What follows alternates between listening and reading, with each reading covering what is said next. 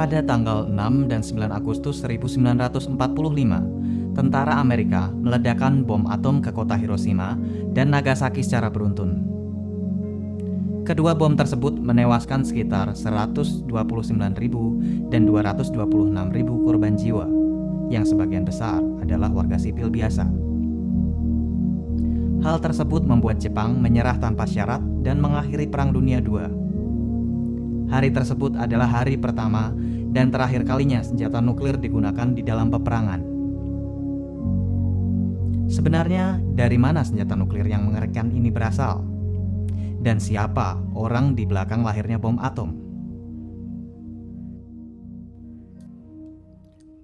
Dialah Robert Oppenheimer, seorang fisikawan yang menekuni bidang mekanika kuantum, khususnya eksperimentasi fisika nuklir.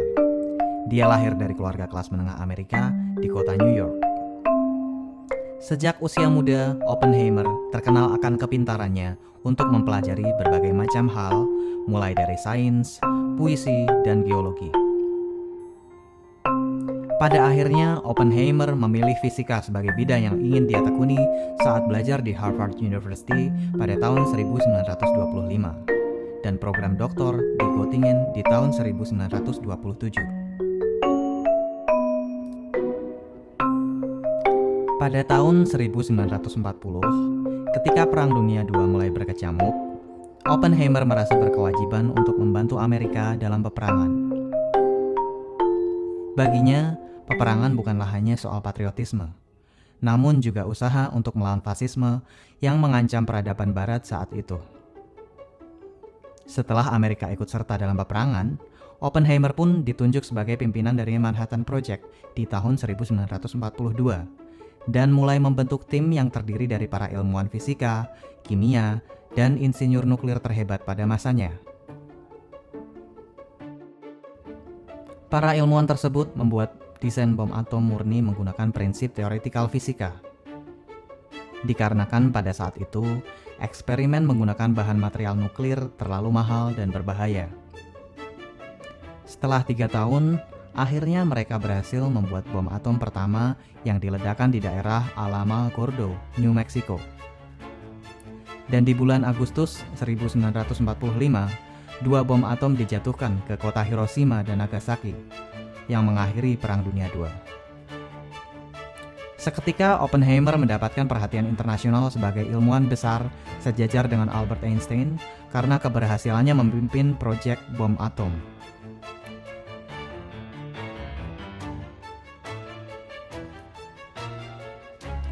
Suatu hari, Oppenheimer menyampaikan pidato yang berisi tentang kutipan yang paling terkenal dari ilmuwan di abad 20. Dia menyadari kekuatan dahsyat yang dimiliki oleh bom atom.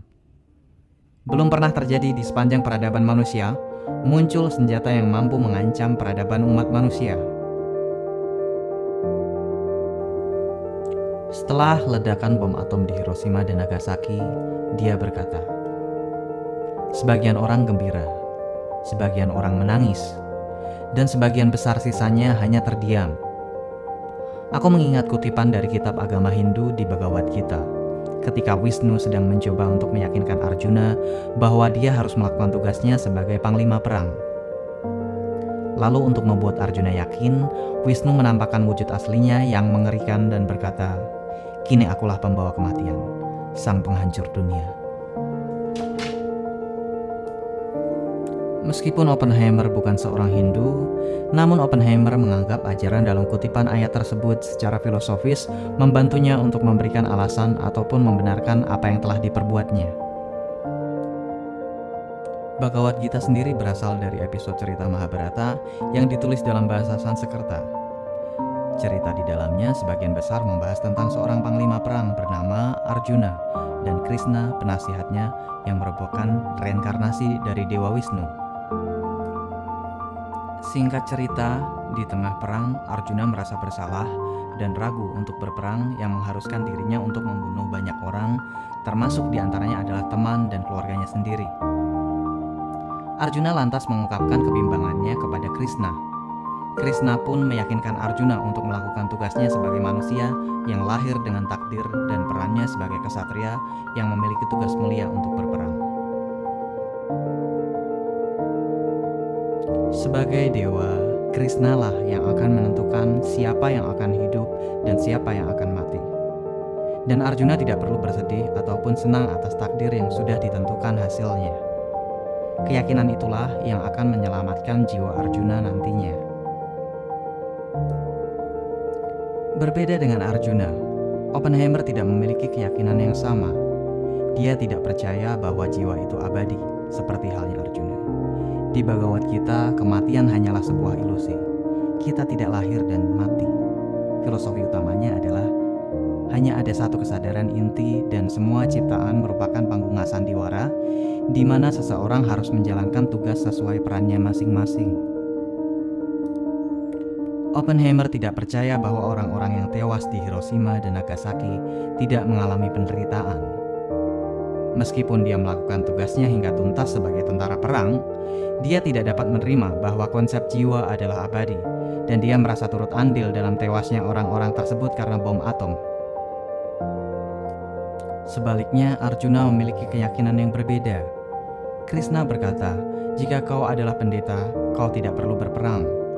Tapi kau adalah kesatria, dan memang sudah menjadi kewajibanmu untuk berperang demi tujuan yang mulia."